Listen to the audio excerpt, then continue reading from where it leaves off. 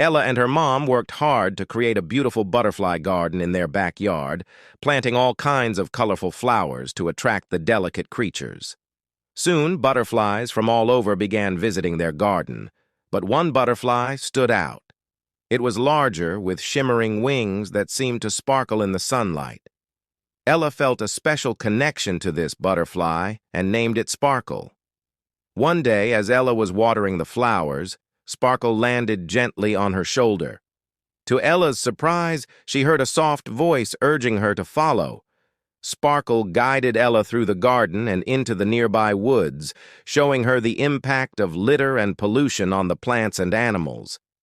Inspired by Sparkle's guidance, Ella decided to take action. She organized a neighborhood cleanup and started teaching others about protecting the environment. With Sparkle by her side, Ella became a young guardian of nature, ensuring that her butterfly garden and the world beyond remained a safe haven for all creatures.